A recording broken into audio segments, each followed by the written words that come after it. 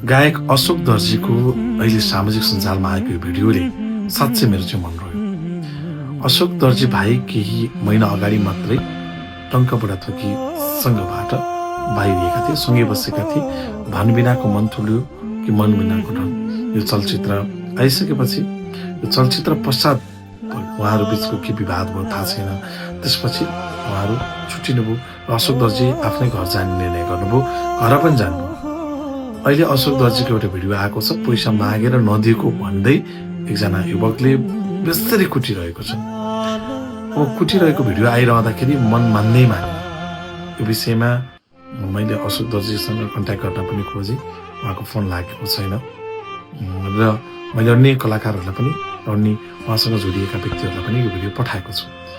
यदि यो घटना सत्य होइन त भन्नै सकिनँ, किनकि मुखै मुखमा लात हानेका छन्, भिडियो खिची लात हानेका छन् र त्यो भिडियो अपलोड गरेका छन्। यो सामान्य त पक्कै होइन। अशोक दर्जीले केका लागि पैसा लगेका थिए, किन लगेका थिए, त्यो फरक कुरा हो।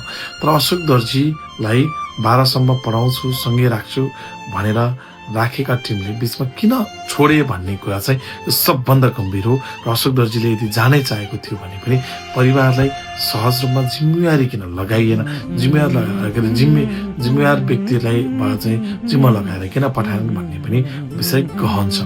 अशोक दर्जीमाथि यसरी कुटपिट भइरहँदा हाम्रो मन चुप्पो लाएर बस्न सक्ने अवस्थामा पुगेन।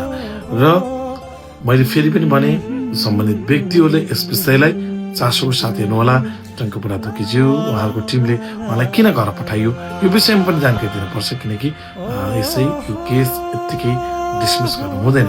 अशोक दर्जीमाथि यसरी रातको समयमा भएको छ यो कुटपिट किन भएको छ, यस विषयमा तपाईँहरूले सबैले जानकारी लिनुपर्छ।